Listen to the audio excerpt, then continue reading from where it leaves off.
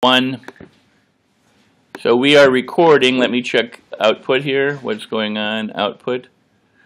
Input. Hello, hello. Would you please speak, Phil? Good morning, everyone. All right, all right. So this is Phil Brock, Mr. Phil Brock. He is the founder and owner of Stage. Go ahead. Tell him your business. I do that sometimes on Brock and your Brock. Hi, I'm Phil Brock. I own Studio Town Group. Studio Town. California. For some reason, when I call you and I see stage actors instead of studio actors, it throws me. But Phil is a manager. He's an agent, and he's located in Santa Monica, California. Except this morning, he's in Mexico. And I'm Rex Sikes of Rex Sikes Movie Beat. I'm at UWM with the film students behind me, and we're conducting a class called Inside the Film Business. So those students behind me, they actually, Phil, they make a U at a table behind us. Those who are on camera, please raise your hands to show that it's okay to videotape you. And Phil, we assume it's okay to videotape you. I raised my hand. There you go. There you go. So just so that you're aware, these are film majors, film candidates in writing, directing, editing, producing, animation, and cinematography and other things.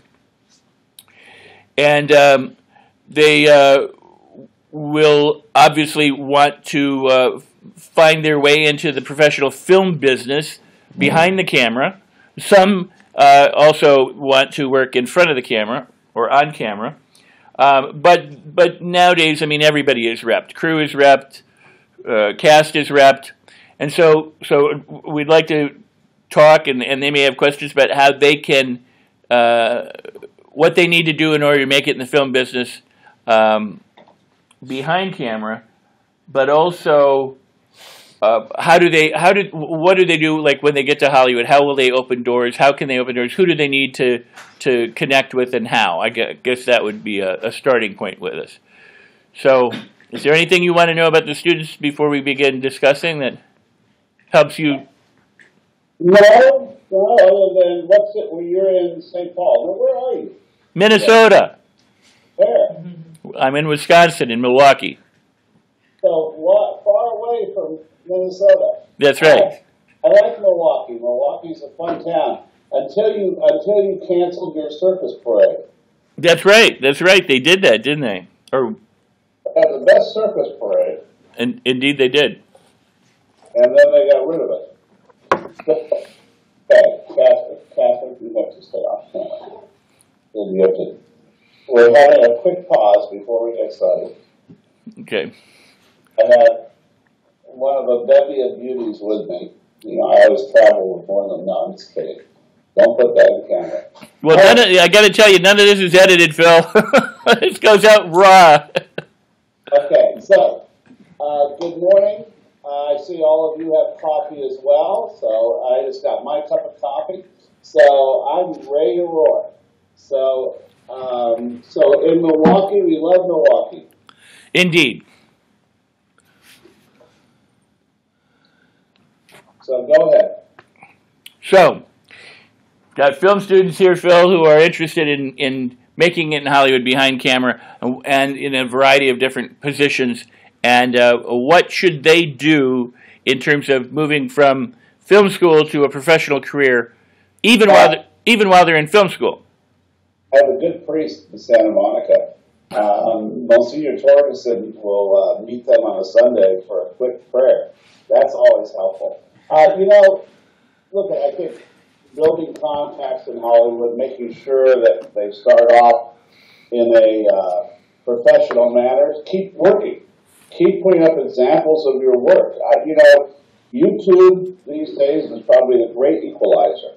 It's a wonderful way to put up work. And Vimeo, the fact that you have Twitter and you have work that you feel that you've done.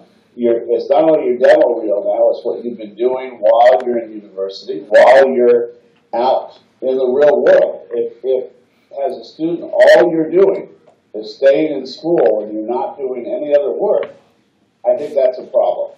So you really, really want to be working the entire time you're in college. And find a group of people that you trust and you love to work with. because those people will become your stalwarts throughout your career. And look at some of the phone brothers. Look at some of the different brother teams out there who have worked with their safe people throughout their career. Surround yourself with great people. Well, that sounds really, really good as far as advice goes. How do crew people get agents or managers? Is there a It's really the same way as actors. There are agents who work below the line. There are agents who work above the line, and there are agents who are working with actors. There are directors' agents, producers' agents. There are agents for makeup artists. So we recommend everyone have an agent of some sort to work with them because they need to be able to remove themselves slightly from negotiations, and they need someone to be an advocate for the world. And that the advocacy part is tremendous. I mean, that's such a huge part of the business. It's hard to need someone. I'm sorry, you kind of dropped off there. It's hard to what? It's hard to go it alone. You always need someone, a group, someone to cheer for you on the sidelines, and a good agent, whether it's a director's agent, makeup agent, or an actor's agent who will cheer for you, who believes in you, is crucial to you having a good career. I think you raise a really important point right there. If you study people in business, I don't care whether, if it's people from long ago or current wealth, people who have great wealth and great visibility, they very rarely, except in a few cases, are the principal negotiator in what they do. They have a team. Richard Branson, for example, has 300 businesses. He said, I got an entire team of people who do his negotiating for him because he says I'm not that great of a negotiator, but he's a great entrepreneur. So for talent to have someone who can do the negotiations and to insulate them and isolate them and protect them and cheer for them, motivate them and mentor them, I think is a very important point. It's a lot of times hard to negotiate for yourself because everything you're doing is very personal. If you can remove yourself one step, and let's take it to acting for a minute. Rex, you write a script, and now you want to star in that script. And now you have to decide what's more important possibly, because you may not have the name to be the star. So you need to decide what's more important, selling that script and living to write again another day, or starring in it and never having it made. Well, it's really the same thing for filmmakers, same thing for writers, same thing all down the line. You really need that case for you. I'm going to repeat that, but you also need to be one step removed from the process because otherwise it's always too personal. And that's a huge thing. But remember, and I say this to actors, but it goes with every department in filmmaking. You are the CEO of your career, and that's important to remember. You're the president, CEO of your company. So when you are that, you're hiring a manager if you hire a talent manager. You're hiring a manager to be the chief operating officer of your company, the COO. And you're hiring, if you hire an agent, the agent becomes vice president of your company. You now come up with an entire corporate structure that works with you and for you. And things are actually works for you. That's very cool. Well, let me do this. Let me ask people to start asking questions. What do you want to know from Phil? And why is it important for you in your career to connect, with somebody like Phil who can help you move forward? What is it that you want to know? How do you, what? Yes. I just kind of, hey, my name's Zach. I just kind of want to know how long you've been in the business and what kind of background got you into being an agent and where you are today. I am a native we lose your sound every now and then. I don't know what's going on, Phil. Okay, can you hear? I didn't move. No, I know. You just go out for some reason. I don't know. Maybe it's the internet connection in Mexico. I honestly don't know. It could be the surf. The surf is beckoning me behind me. So, Zach, I grew up in the area and was always somewhat connected to the business. I've owned Studio Talent Group now for over 20 years. And we're in Santa Monica. We represent about 125 actors. We also represent writers, and we do some packaging between our staff and myself. We've packaged 2 or 3 shows for the UK in the last 18 months. So we are always working for our clients. In terms of myself, I was an actor. For a while, was a series regular on 4 series. None of the series ever lasted very long, but I was a series regular on those. And at the same time, I was someone who was keenly interested in helping people. So in representing talent, it was a way for me to help people, and I in the business world, so it was a way to take business and synthesize them together to make a great product and help people. And the thing that I like most is helping other people succeed. And it doesn't matter whether it's behind the camera or in front of the camera, it's all the same principle. It's finding someone you believe in, and then from that point on, looking at them and going, wow, if they get the opportunity, they can work. And that's the important thing. So look at, your professor today. Rex is a wonderful actor. The only, the negative for him is he's in Milwaukee, and the business is Los Angeles, New York, Atlanta. And that's really the business world. So he's chosen for, personal reasons to be in Wisconsin. And I tell you, in Santa Monica today, I think it's like 75. Chicago, where I am, is going to be 85. So I don't know if he made the right choice. But the point is, look at no matter where you are, whether it's Milwaukee, Chicago, which has a film business, there is work everywhere, and you have to find ways to take advantage of that work. Well, one, you're too kind, and you're a great liar. So that's awesome how you can lie with a straight face. But thank you kindly. That's, to be a manager or agent, you're supposed to be able to be a liar. Right. Well, Well, I appreciate that, and I think that's part of. But my choice to be here for my children is not unlike where some of these people are now. They're in school or they have families, and they're wanting to say, you know what, I want to work professionally. So how do I, even where I'm at, kind of bridge that gap? Do I have to be in Los Angeles full time? Can I? So that's one thing. Can I get representation for jobs that may be in my region or in Atlanta or somewhere else, so that if I'm not in Los Angeles or New York or in one of the major markets, that I might is there a way that they can bridge it in the meantime?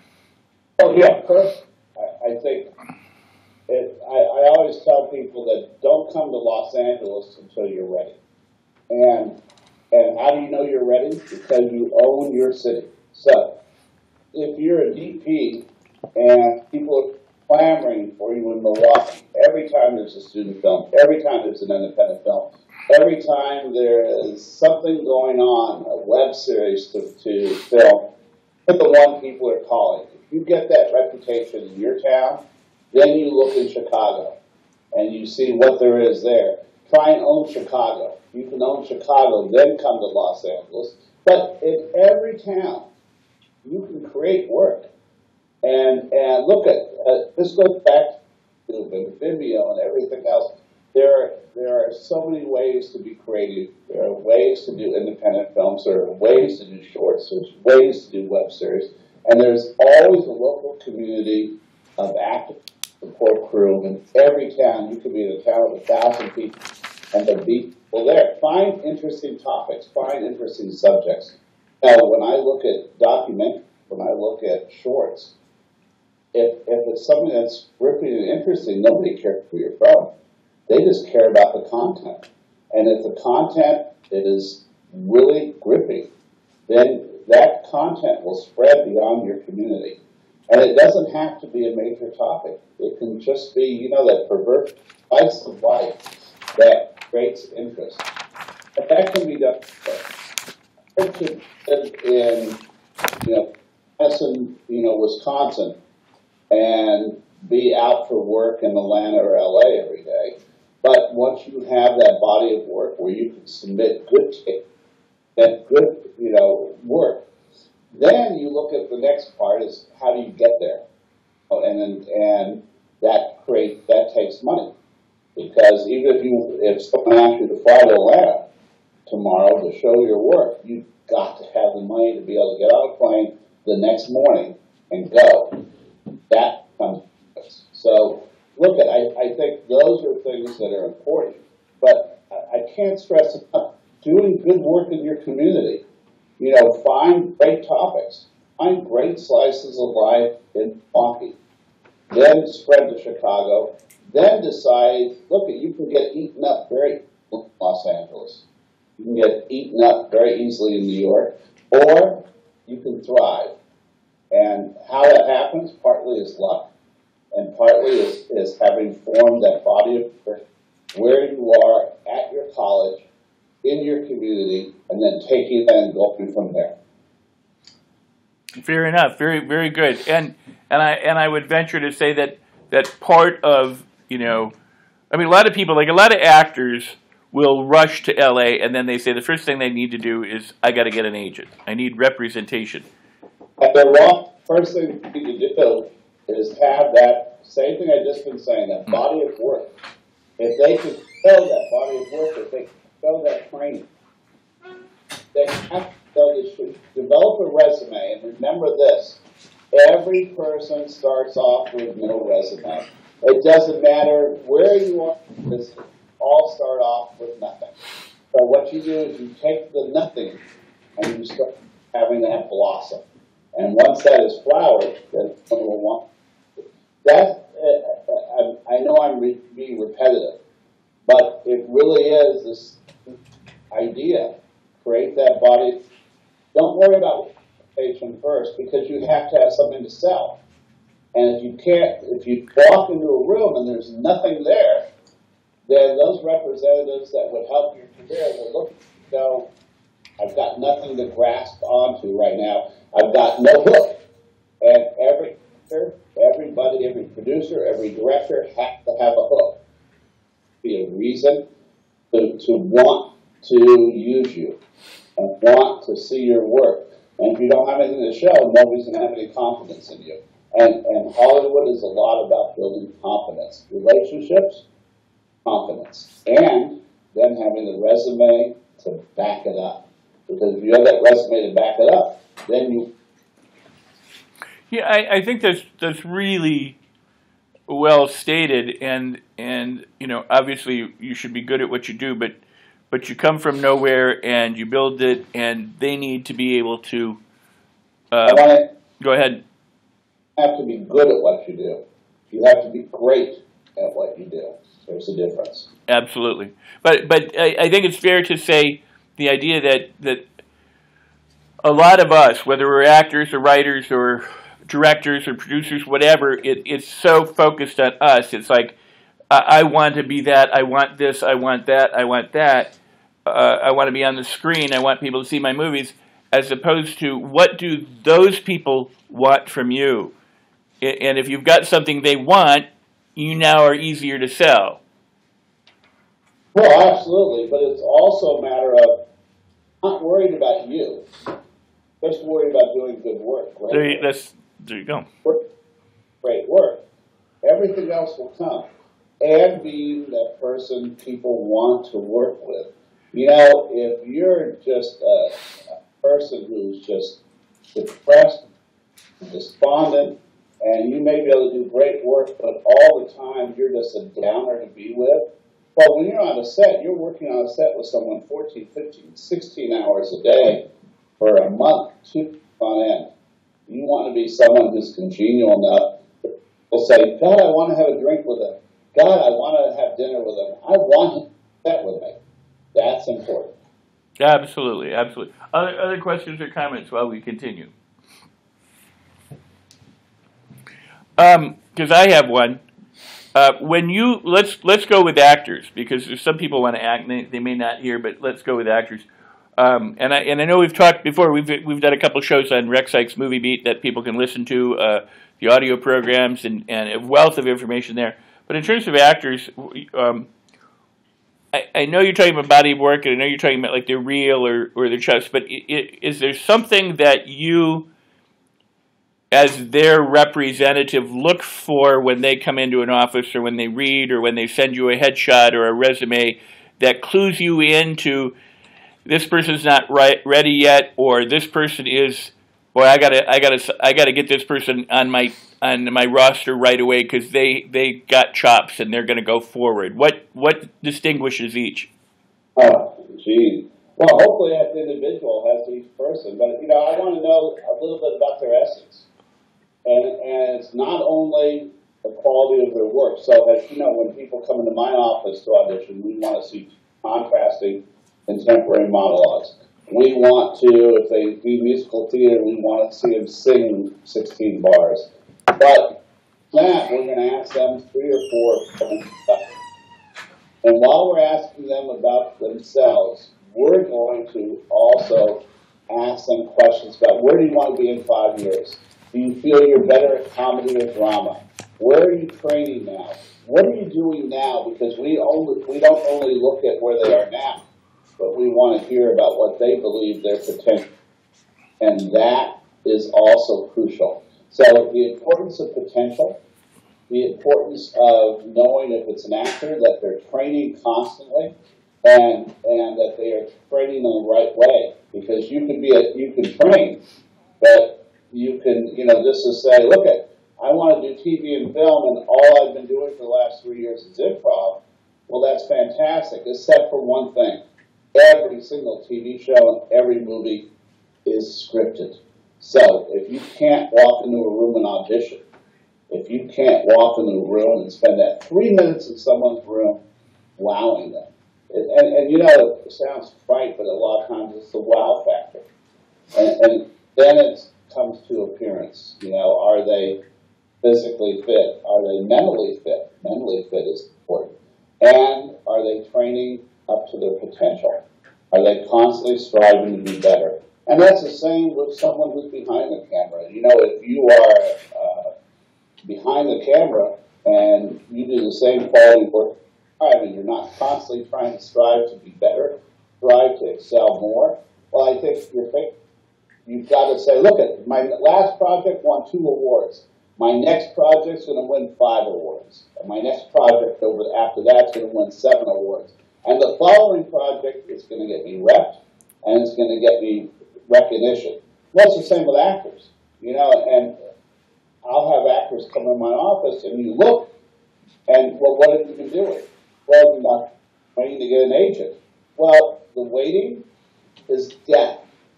The doing is life, and that's important. Well, you've spoken very wise words. What I hear, well, first let me say this: when you say physically fit, you're not talking about young leading men and ingenues being, stunningly beautiful and having a 20-inch waist. You're talking about being healthy, because there are different character types. Some are large, some are small, some are, but healthy enough to do the job. I would assume you mean by fit. And some are even you or me. Right. And look that's absolutely true. But if you are someone who believes you're a lead actor and you're 20 pounds weight, you're probably not a lead actor. You're probably more of a character actor. So in that way, you have to know thyself. If you know thyself well enough, then you know what's in physical shape and mental shape. But physical and mental go together. If you're someone who all you can do is sit and watch TV all day, never want to get out, never want to explore the world, never want to walk and bicycle and just be out and do dance and whatever else you're doing, probably mentally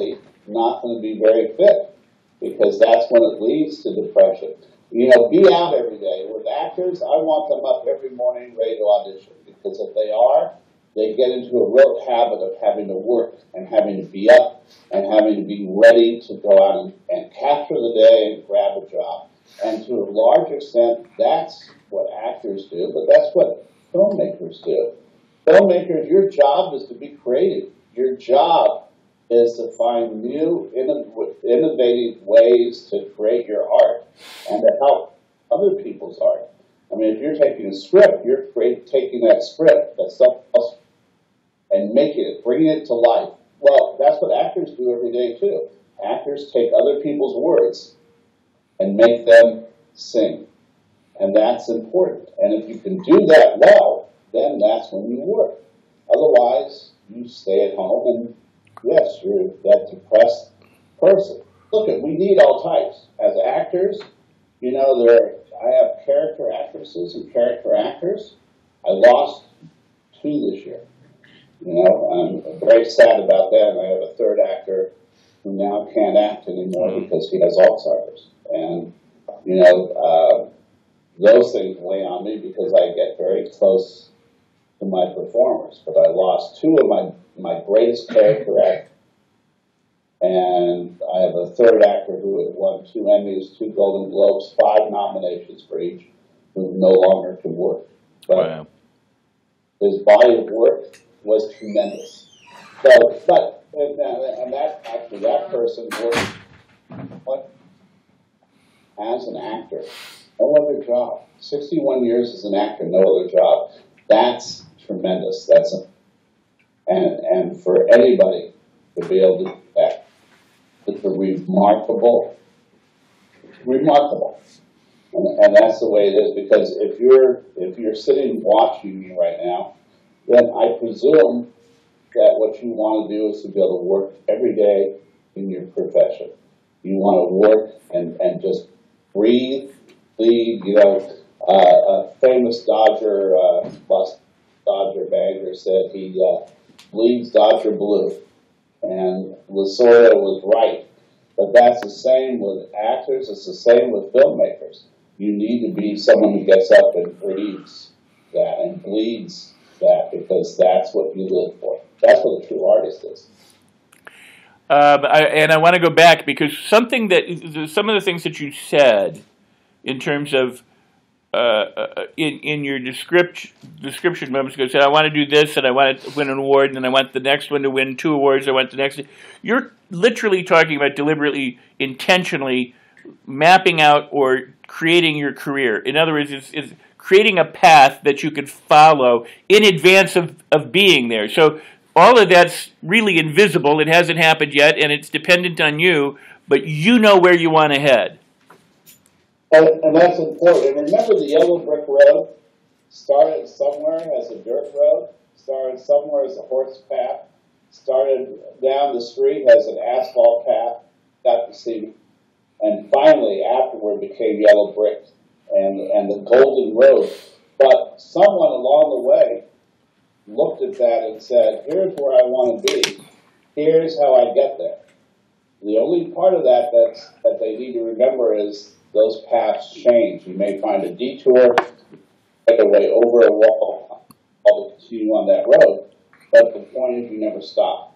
The point is, you keep going. But yes, you should have an outline of your career and an outline of your work. Look, that path adjusts every single day. It has to adjust every single day. But you need to have that outline, that career goal.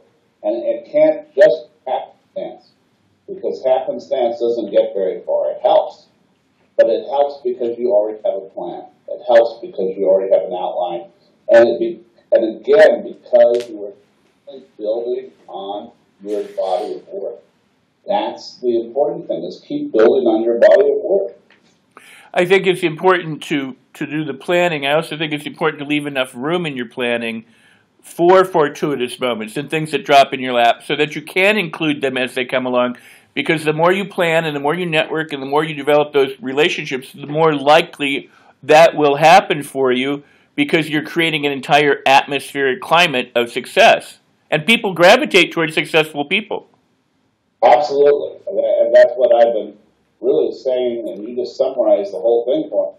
But that's what I've been saying for the last 15 minutes, is that it is important for you to visualize your success, but also be open to other people coming in as you develop that network. And developing that network of fans, develop that network of fellow mechanics, if you will, who will work with you, that's incredibly important. Well, I think that absolutely excellent. Now, let's just shift a little bit. I mean, I know the advice that we've been discussing, while tailored to different craft elements, whether you're a director, writer, producer, actor, that kind of thing. But let's talk writing, because a lot of the people here write their own work. They want to produce their own scripts. What about writers and representation and the kinds of things that you look for? Again, I mean, when you read a script and you go, this person can write versus this person shouldn't be in charge of a menu. You know, I mean, what? We have a lot of poorly written menus. Indeed. And first of all, you have to always sympathize with writers, because at least actors get to, in older parlance, face their accusers once in a while. They get to go in an audition. A writer doesn't even get to go in an audition. They don't get to meet anybody. They send scripts. They send, log lines. They send they send things to people. Hopefully, one will actually read it. Oh, wow. And that's important starting off, that whatever you do right, you find a way to have it made into a web series short, so you can examples of. But, for writers, I would say one thing, and I know it's so hard to do, but don't be derivative. Find a way to be creative. I mean, having Jurassic Park, meet Star Wars, under the sea, during an earthquake with a going off, probably means you've watched 4 movies in the last 3 months and said, wow, if I could make those all come together, that would be a fantastic movie. Well, it may be fantastic to you, but it's all been done before. So find ways to do something new. Find ways, it doesn't have to be a blockbuster, just slice of life. I just saw a new movie coming out next week, Joy. Well, Joy is just a slice of life. And the slice of life movies, a lot of times, find a way to make emphasize with you, find a way to have people read a script and go, oh, that's a different twist. The new twist, the different twist is important. Also knowing your genre, knowing what it is you really want to do with your script, and then finding ways to make sure it's polished.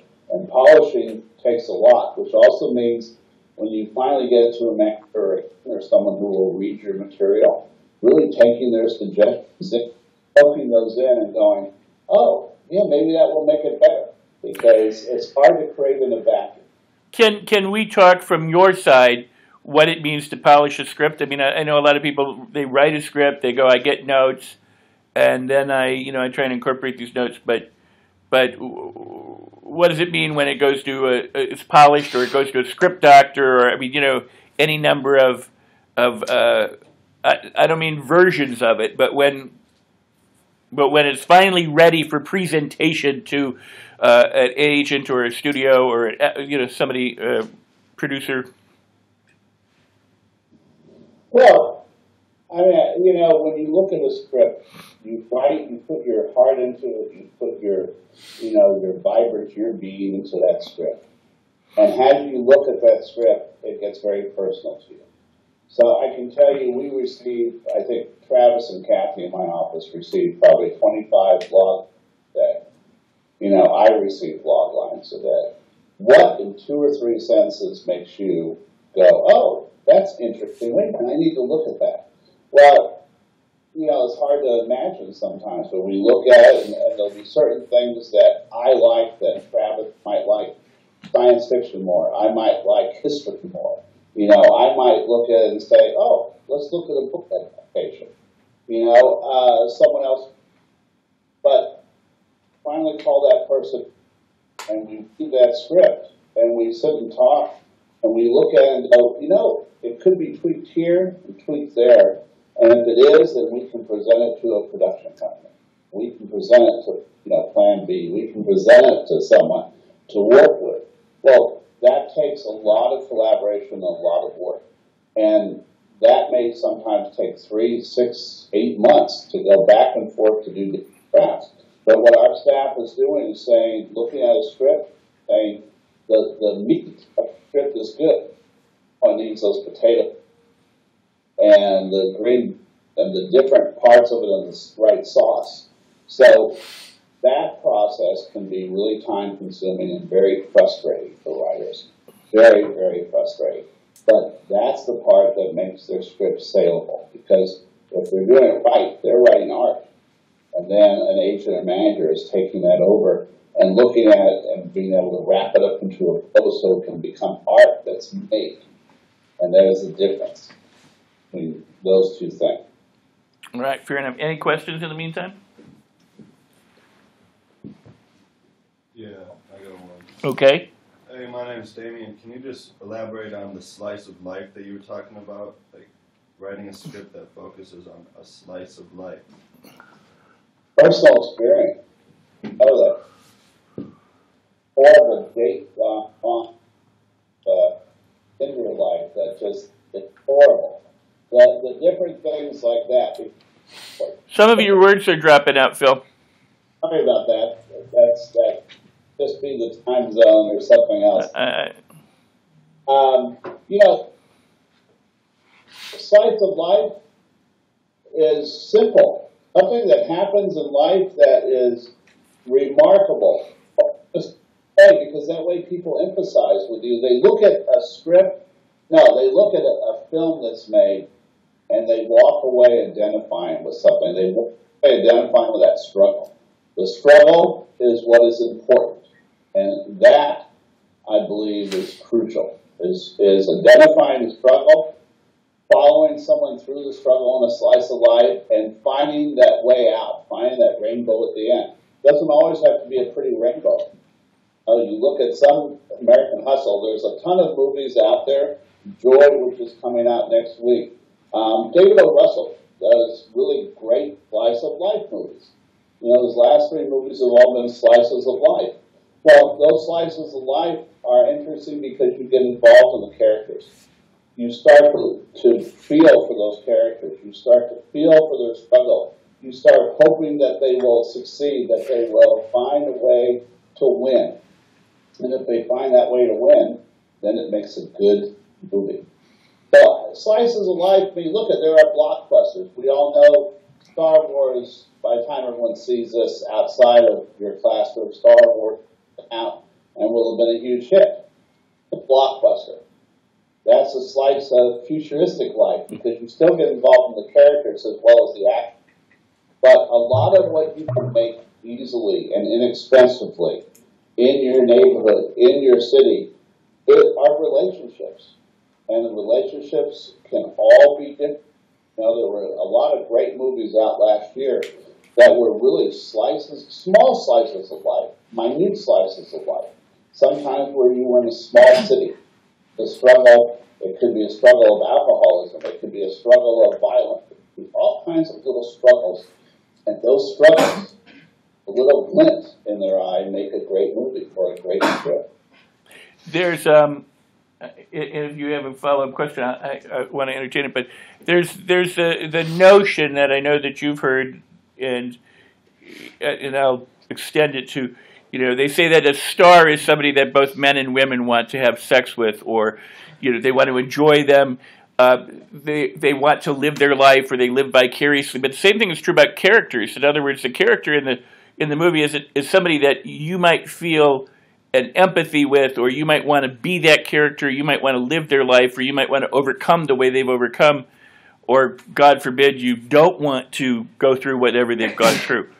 But that part of every movie is love and hate. Every character, you have to find a way to love that character or hate that character. And it can sometimes be within 10 minutes, you can switch. And it doesn't have to be a star, but you're right. A star is someone that everyone theoretically wants to have sex with. they all want to be with, they all want to hang around with. But you can find, I have a lot of my actors who were small roles in a movie and they were memorable. You know, that happens all the time. It's finding that little character. You may never know their name, but you remember their performance, or you leave and it moves you. And character actors are really the most important part of any film. And those character performances. So when you write a script, it's just about the big picture. It's about bringing life to every single character in that script. You know, and wanting to know more about that person, wanting to know more about them, and feeling that, yes, the empathy, or feeling just, my God, I hate this person. Well, at least it's emotion, and emotion, you know, feeling for any character is tremendous. But finding the essence of someone, finding the life in someone, you know, and it could be the two actors that I had that died this year, both play characters sometimes. For odd, weird character work. One of my actors who died, if anyone saw the Texas Chainsaw Massacre movies, he was old Monty in the Texas Chainsaw Massacre movies. He has no legs. You know, in some ways he's a pitiful character, but man, he's a mean character. Well, he's a mean character because he's taken off. So now he's angry, you know, and he's upset. Well, after a while, you start emphasizing with that. You know, in Intolerable Cruelty, one of my other actors has a great, funny role with George Clooney. And the role is literally made that movie. It wasn't George Clooney's performance. It was my actor who died this year, Irwin Key's performance, where he, at the end, you know, he's supposed to be a killer, and he accidentally takes his he has bad asthma, he takes his Medihaler, and accidentally points that at George Clooney and shoots himself instead of using the Medihaler on himself. And you hear visibly in the audience when they watch that movie, they've all grown to love him because he's such a strange, interesting character, but one that people go, oh, I've seen that person before. I've seen that character before in real life. Those are things that become very important. Well, I'll give you two examples. One is a personal example, and the other is just based on something. Writer of Officer and Gentleman is a friend of mine, Doug Stewart, and he brought me in to meet Taylor Hackford and Richard Gere and a bunch of people when they were doing Officer and a Gentleman. He said, I want Rex to do this part, and it's not a big part, Rex, but it's pivotal. Well, I didn't get it. Needless to say, I did not get it. I met with Taylor. They said, we're leaving on Friday. This was a Wednesday. You know, if you got it, you're with us on Friday. If not, you're not. Well, on Friday, I knew I didn't get the part. The guy that got the part went on to NYPD Blue, went on to Miami Vice. I mean, not Miami Vice, Miami, what is that show? David Caruso, anyway, was the actor. He got the part. It was a memorable part. When I went and saw the movie, I'm like, now I know who did it. But I mean, it was one of those things inside a movie that might have made your career. But might have made, yeah, he's got my career today. But I mean, in other words, but at any rate, and more power to him. But the other one is, I can remember precisely where I was, and I bet nobody here even knows who I'm going to talk about, and maybe some of the YouTubers will. But is Bronson Pinchot. In Beverly Hills Cop, there was nobody, what a breakout story when he was Sedge. And, and it launched his career. He ended up with The Perfect Strangers, a TV series for many years. And but it was just one of those things that he made completely memorable in a very small, essentially a small role. But that is what happens. So look at, when actors tell me, oh, it's a co-star role, do I have to audition for this? Oh my God, it's not a big enough role. No role too small. The fact is you have a role. You get to work. You get to be on set. And whatever it is, someone else may see. And that's the crucial thing. So David Caruso had a role.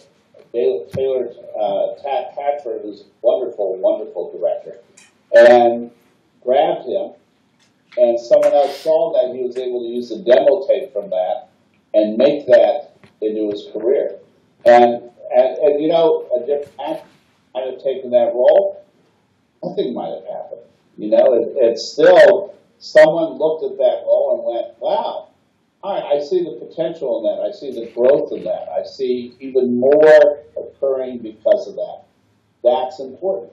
And it's not just that one role. I mean, someone else could have done that role. You know, you could have done that role. It could have sucked if I did it. Could have done that role and then left it. Or it could have propelled you to great success. Right. No way of really knowing. And a lot of it is, what is it that you bring to the writer's words? You know, and that's really important. What is it you brought to that script? And it could be 5 lines, but someone may leave that theater going, oh, that character really moved me. That character was interesting. And then another producer or a director or a casting director may look and go, wow, all right, I like that role. That role was really interesting. Hey, I want to see that actor again. And that happens all the time. I mean, once you start doing roles, once you start building, it goes back to start building that body of work.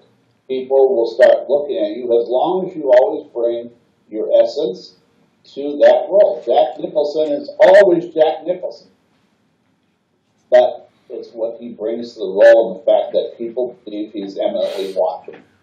Well, and the same is true about directors. It's a David O. Russell film. It's a Elia Kazan film. It's a Steven Spielberg film. Or writers. It is, you know, they're identified by their voice, by their style, by the body of work. Their work is part of their own brand, which is consistent throughout everything that they do.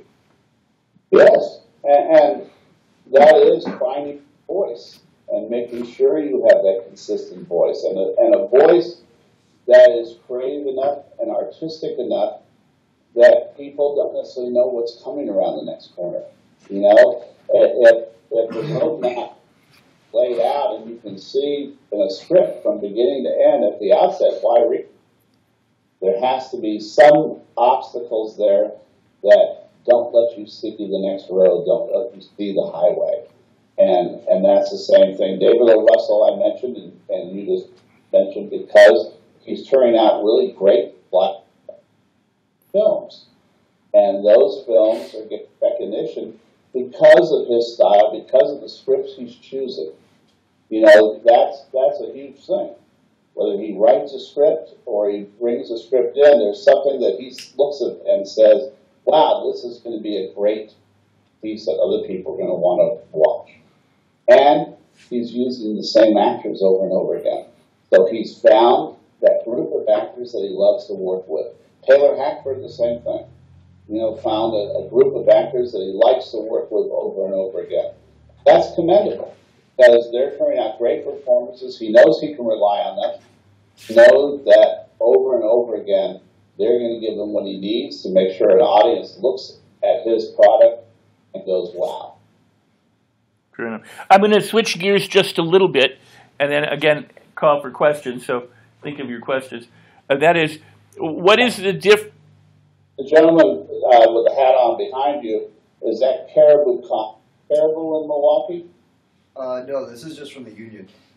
This is from the student union, but we have Caribou coffee here, right? Yeah, we've got Caribou coffee here. So come have a cup of coffee with us.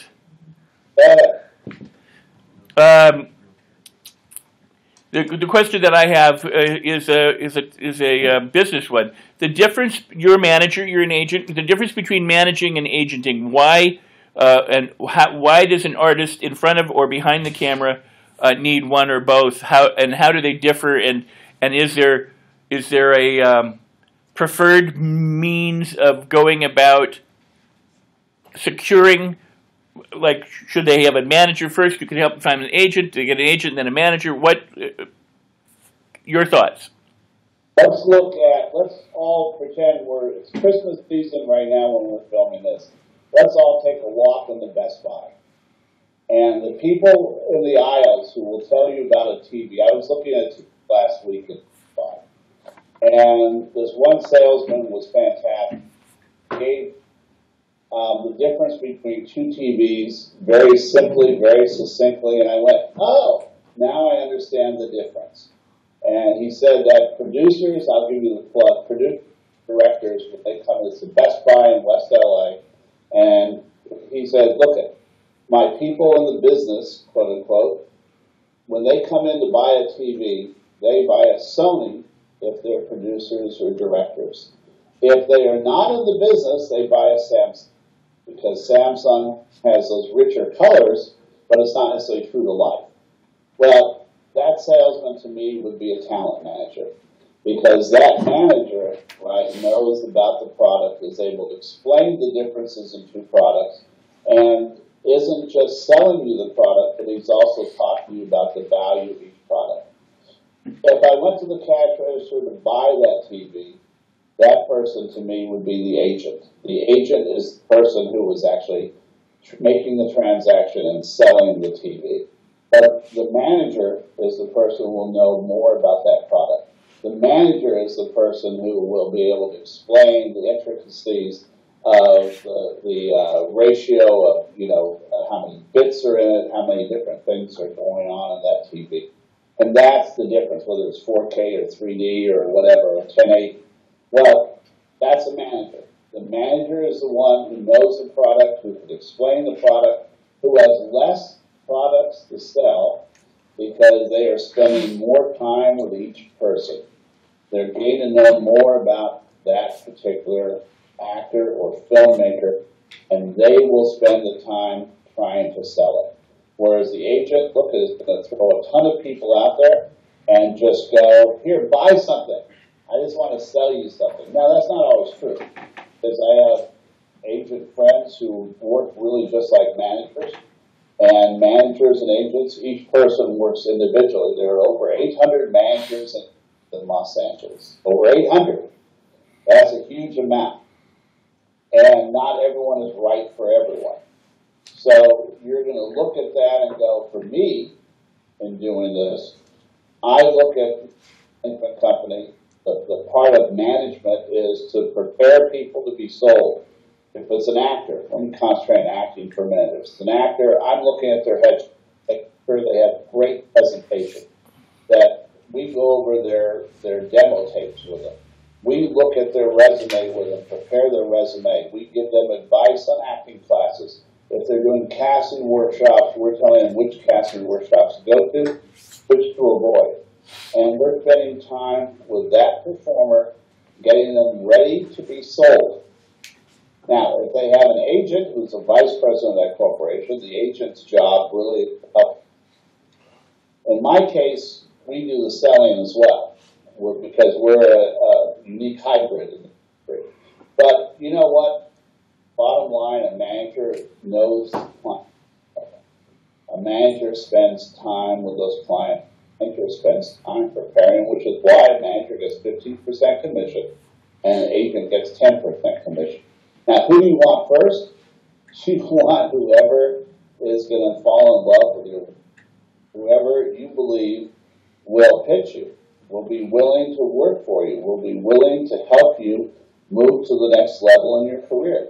And that can be these days a manager or an agent, because the lines were blurred over a decade ago. So I think the important thing is, again, finding someone who likes you. Someone who likes your work, someone who loves your work, that will walk into a room for you or phone call and say, I believe this person is absolutely the best person for you, the job, bar none. And I'm not submitting 5 people on this because this is the person who, with all my heart, I believe in. And that is what you want for your manager. That's really what you want for your agent, too. But agents, most of the time, will have many more clients than managers will. Managers will have a smaller select list of people they really believe in. All right. Very cool.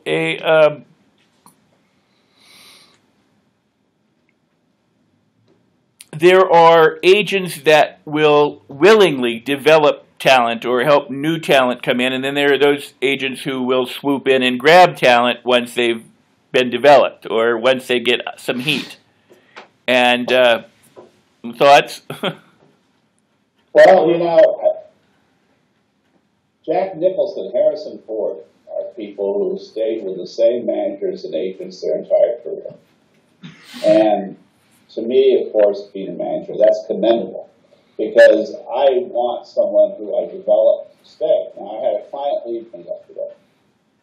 And this particular person had a master's in acting when she walked into our office 5 years ago, but had no TV credits to speak of, had done theater, was floundering.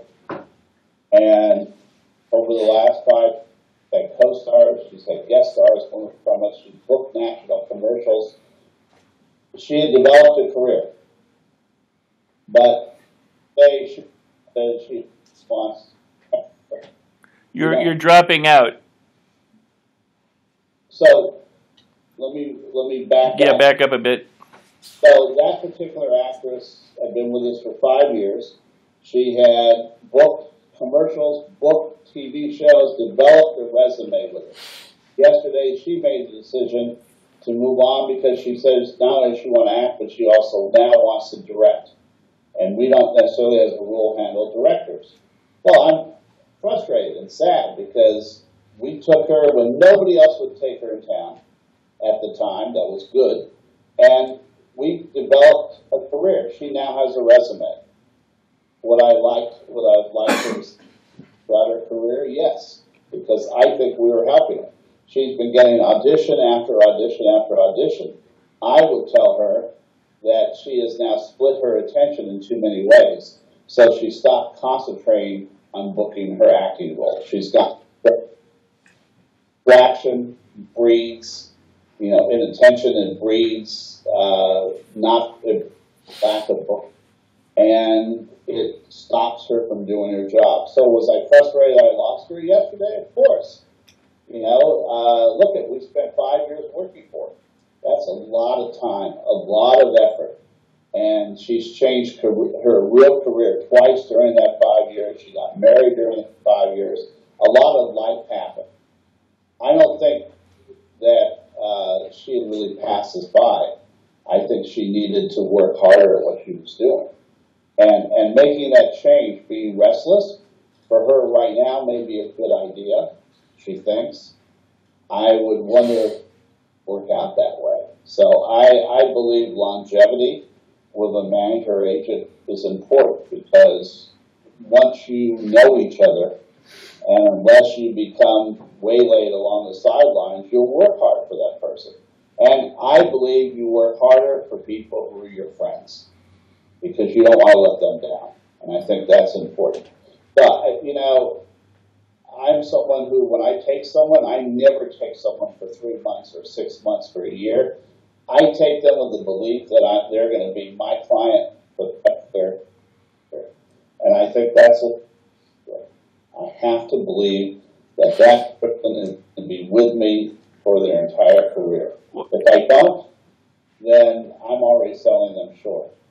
That makes it truly makes a lot of sense, and I don't know that actors or people seeking representation think that way, but if you've established a relationship with somebody and they've worked for you for 5, 10, 15, 25 years, obviously they're going to work as hard as they can because of the relationship.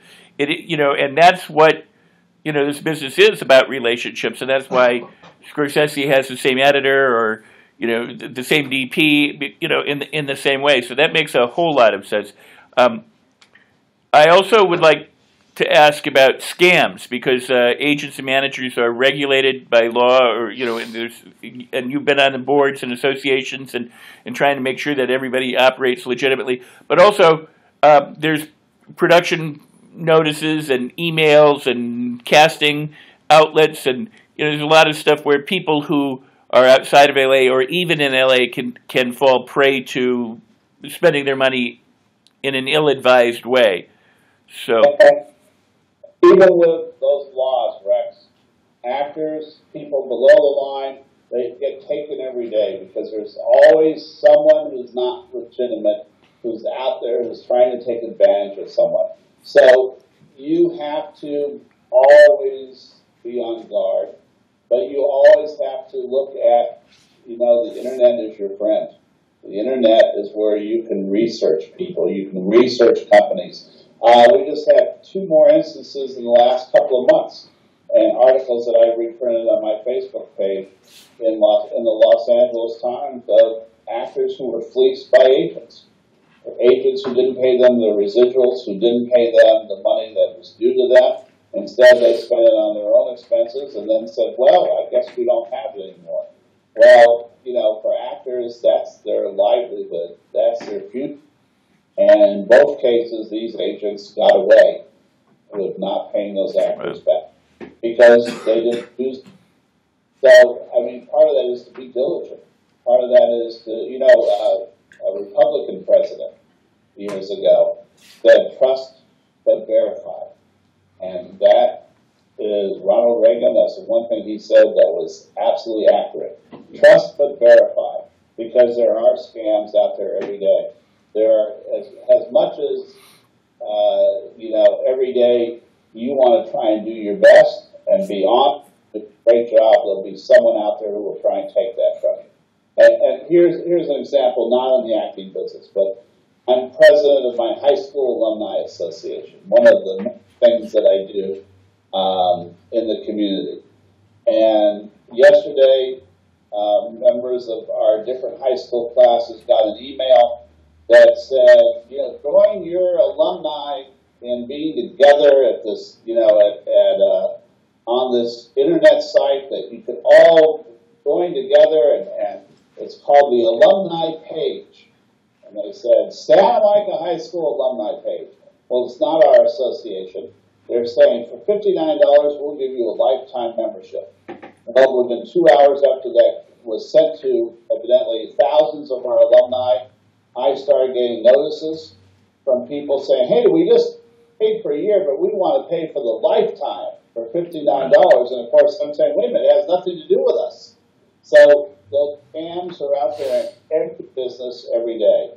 And what do? You try and trust but verify. You try and make sure that you do the best you can to align yourself with honest people. Part of that's longevity.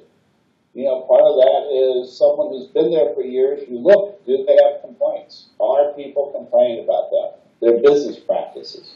Now, look at you can't complain about whether they get you auditions or whether they get you work, because they may be trying. But every day, they don't make the decisions if they're an agent or manager. And that's important to remember. A casting director makes the decision to bring you in. A producer makes the decision who to hire for a DP. So all those things are different types of decisions. But yes, watch for those scams, because people take advantage of others all the time. Be a smart business person. That's the key. Because it's not only your art, but it's that combination of art and business. Questions? Comments? Yes. Hi, my name's Chase. I was wondering exactly how you made the transition from being an actor to being an agent or a manager, and if there was any other jobs that you worked in the film industry.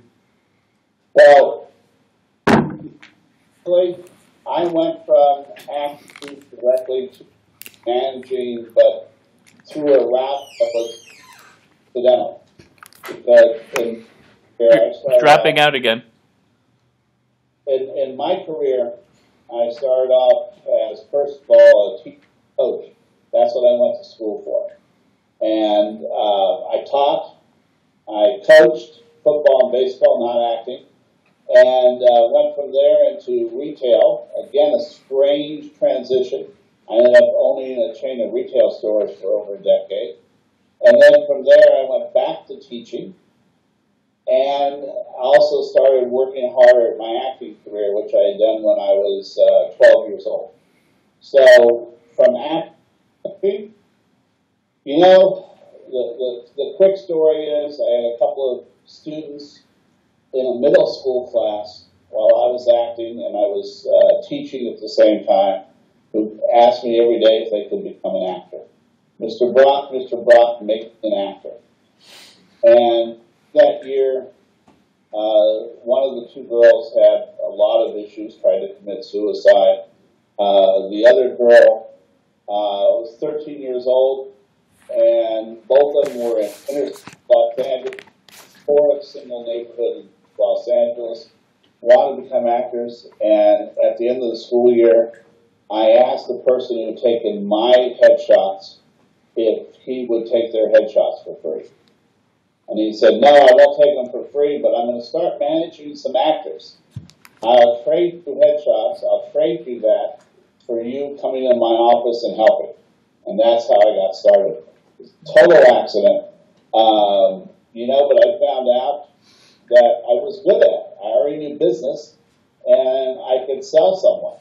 And I started doing it for about 6 months and thought it was just interlude.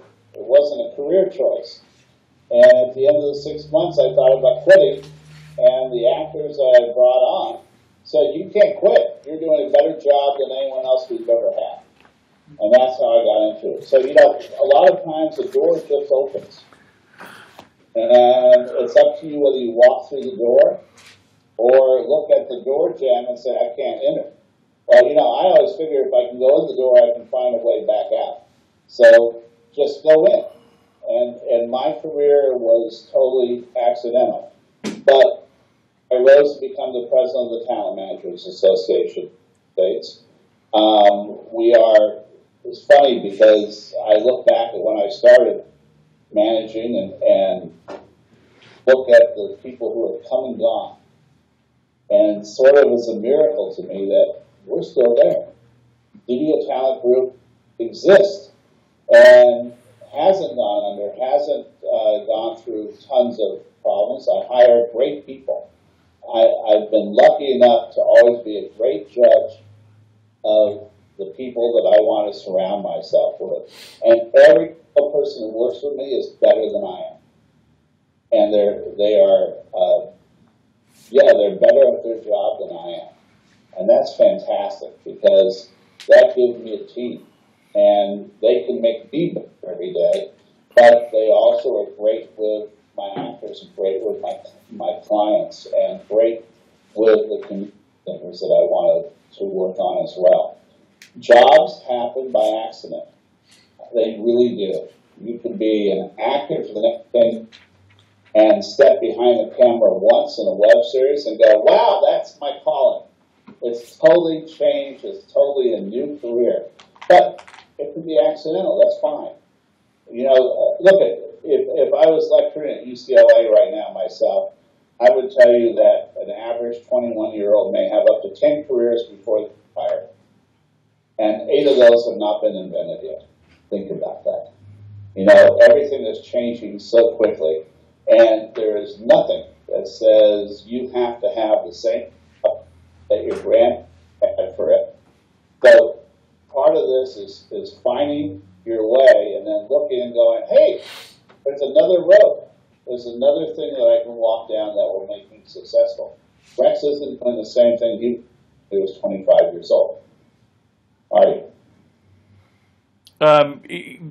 Sort of. I mean, I'm still in the film business, but I also teach. I do seminars and workshops around the world, and I conduct, educational things. So I'm always either on camera or behind camera. But it's changed. The landscape of it has changed incredibly from when I was 25. Because at 25, I was just an actor in LA. And that's changed. And that growth, that change is fine. Oh, it's great. It's not a matter of failing at anything. It's a matter of reaching out and grabbing something new, grabbing something that's more exciting. And in the nature of the business we're in, that business changes constantly. And I can remember in 2001 when headshots became color. Oh. That was just a remarkable change. In 2002, in 1999 and 2002, as everything started to go online, and people, my God, what are you doing? What's this computer stuff? I had friends of mine who were agents who said, well, we can't master computers. And I said, well, you're going to be a dinosaur and go out of business then. You have to be able to manage new technology. You have to have to adapt. The way we find talent now has changed. The way talent finds us has changed in the business. And really, the entire business evolves and changes. But your career may change too. And it's something that's fine. It will never be a failure. This means you found something new to the project. I want to add to what we were talking about, and then other questions. We've got about 15 minutes left, I guess. When I was younger, as an actor, I wanted to produce in order to act, to write in order to act, and I hated every part of that. I just didn't enjoy it. All I wanted to do was act, and I was like, if people would just hire me to act, I wouldn't have to write, I wouldn't have to produce, I wouldn't have to do it.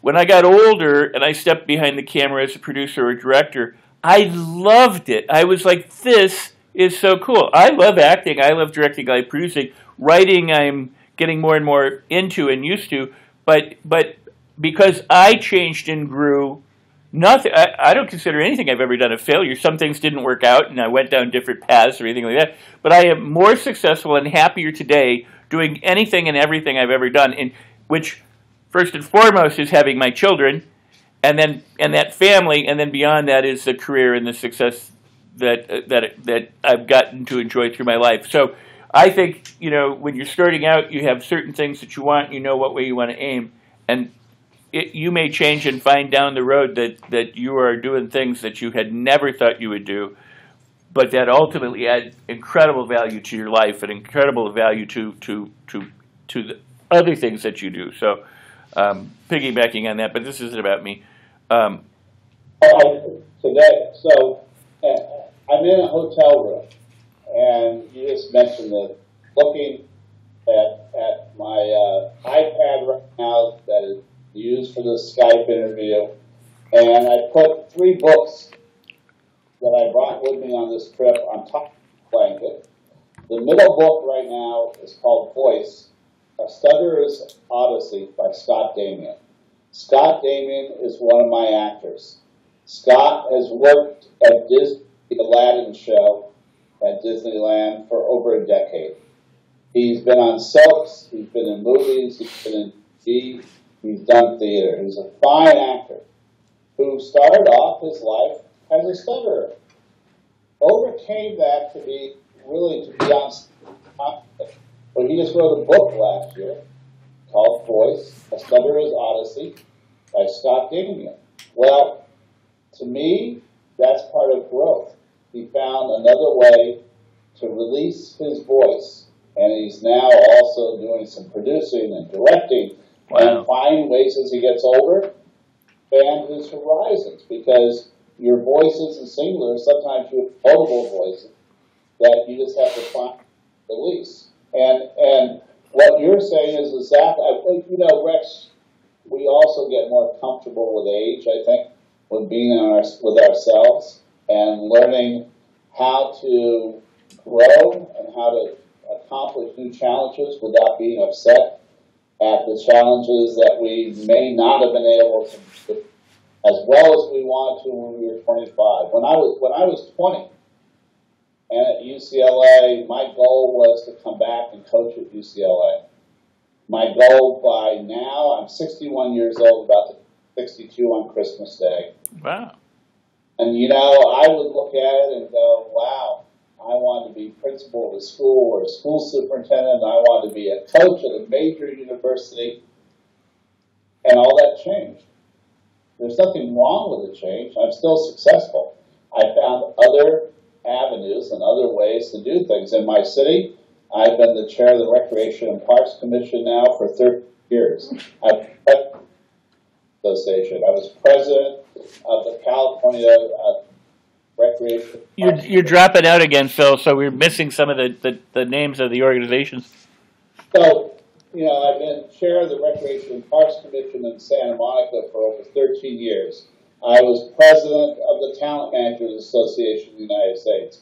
I was president of the California Association of Recreation and Parks Commissioners for quite a while. So all the things that I'm still proud of. Did I become the football coach at UCLA? No. I didn't become the baseball coach there either. But you know what? I would look at my life right now and say, I've done a lot.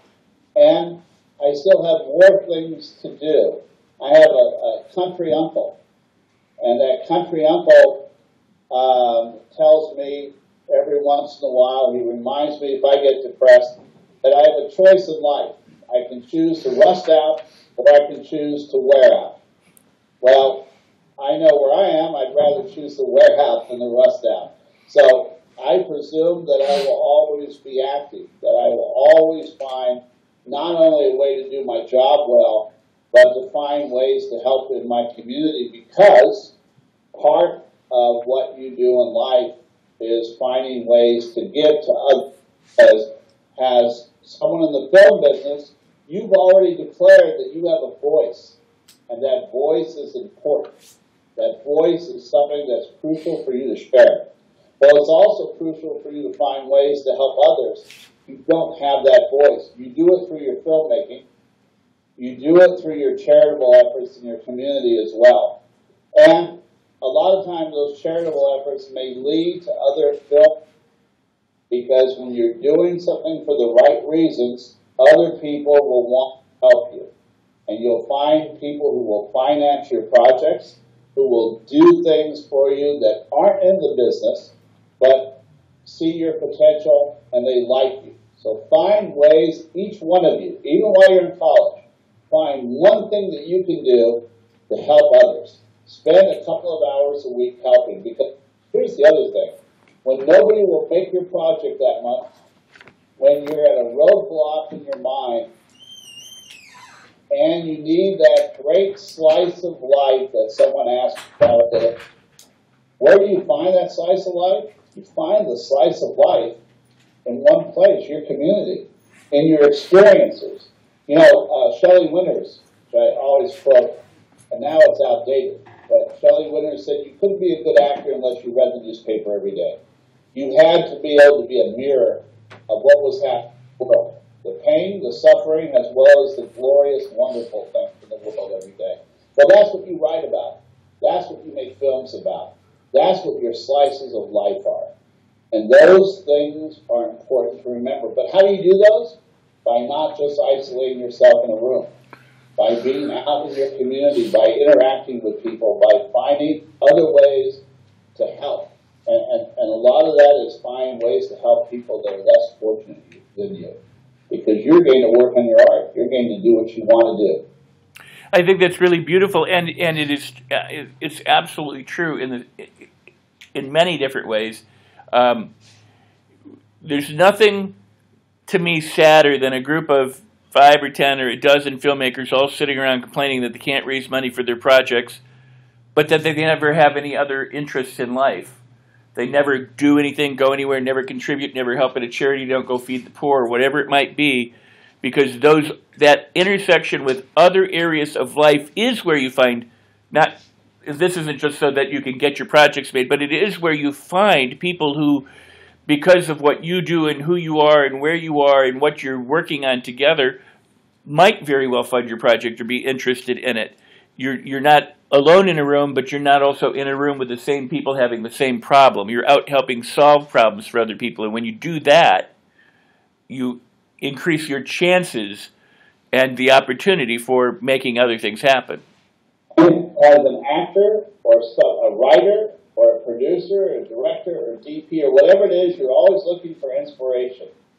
Yeah. Inspiration comes from the characters at the local bar.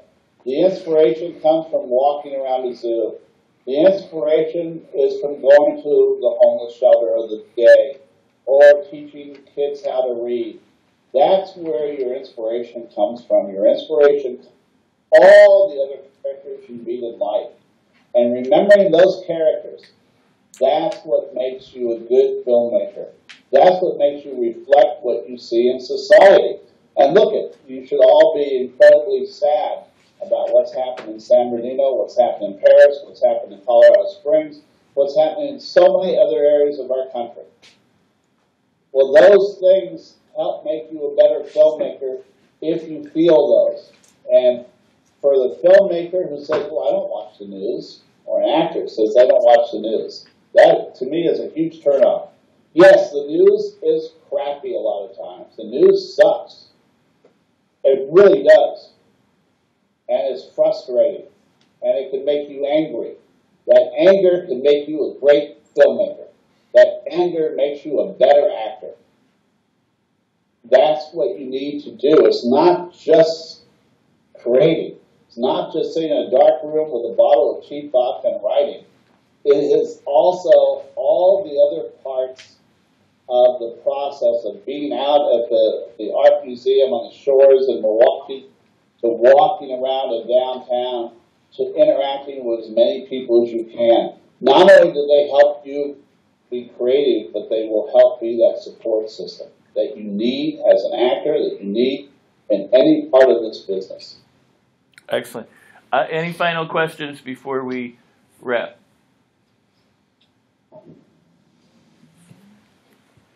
Can you just name like a specific piece that I ought to be reading in order to get more knowledge to help me write that isn't online, that's hard copy?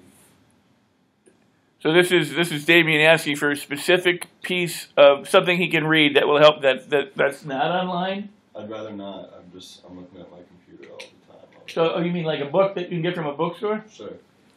Is there something that he can read? Do you have anything that you recommend for writers?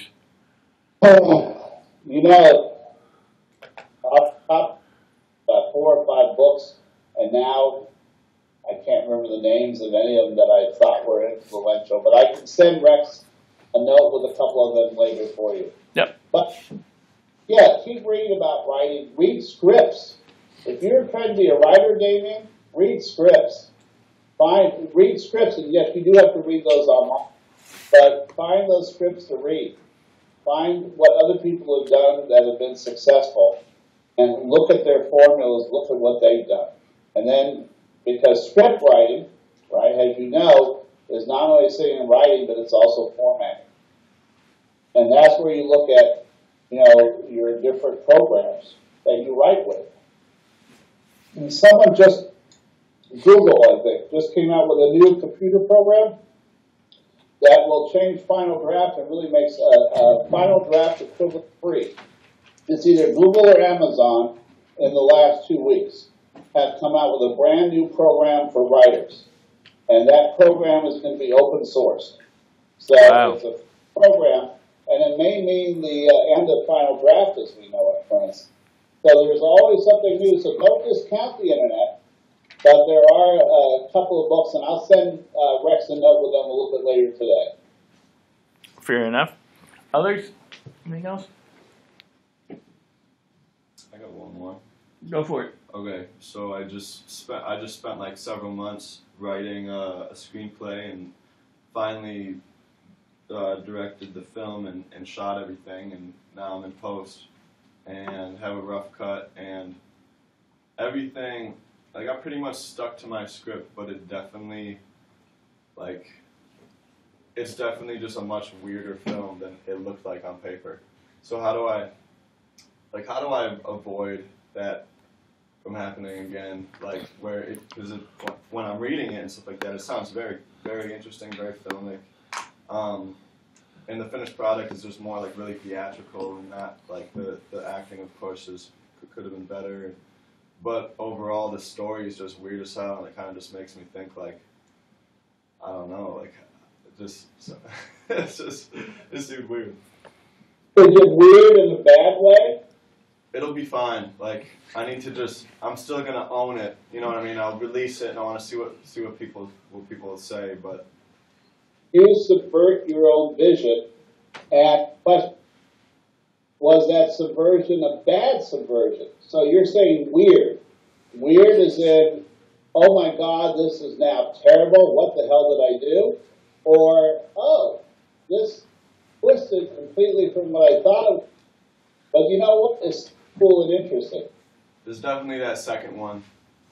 I mean, but cool and interesting is good. Yeah.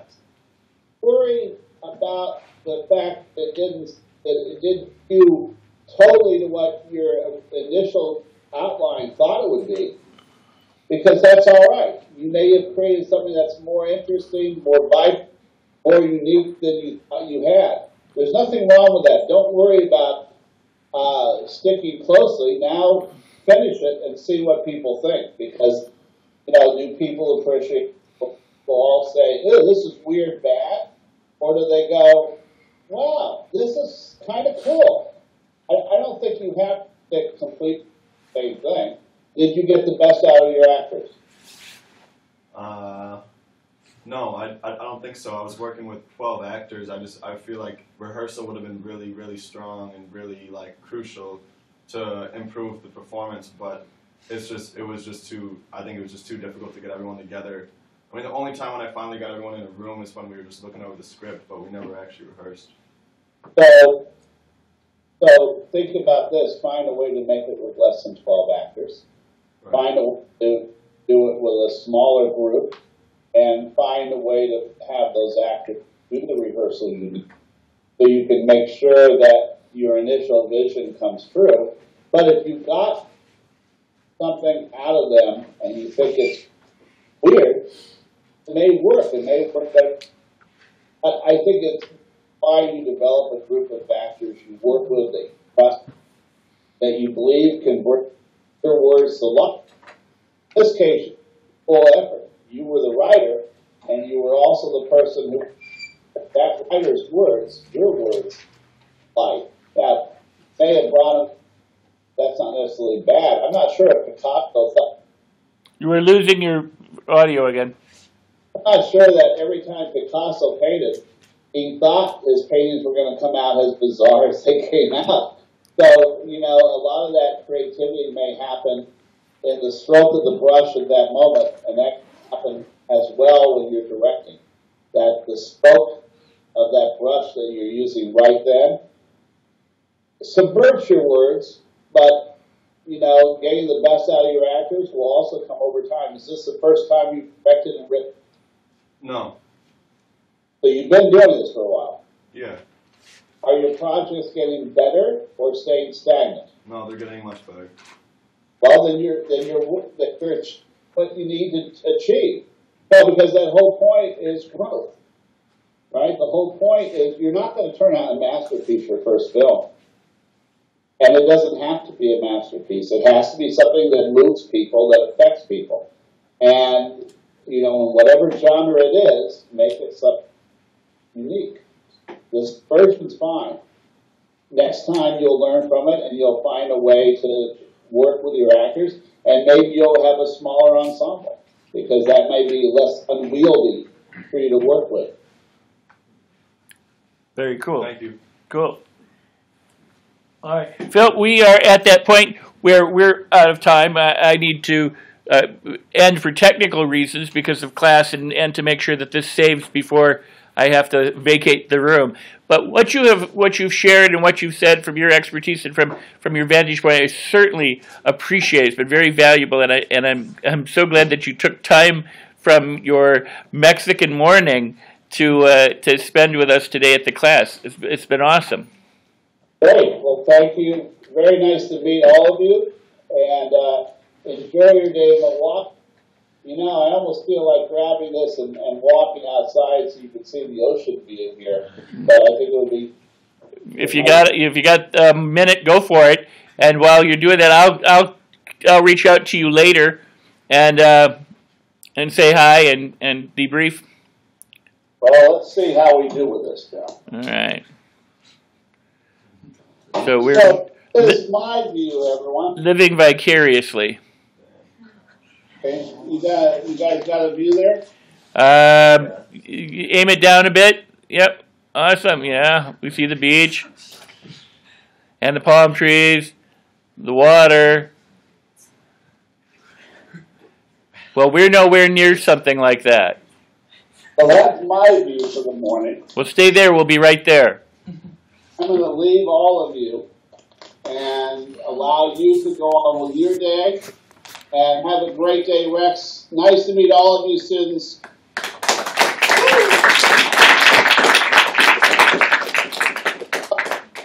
I'll check. We couldn't hear you there. I do want you to know this. So all of you can reach me via Facebook, via Twitter. On Twitter, I'm STG Actor. On Facebook, I am Phil Brock. I'm also Phil Brock on Instagram. So I'm not everywhere, and my email is Phil at Studio studiotalentgroup.com. That's Phil at studiotalentgroup.com. You're welcome to ask me questions offline later. And again, Twitter is STGActor. And thank all of you. Have a great holiday season. Awesome, and you too. Thank you, sir. I'll check back in with you later on. Thank you.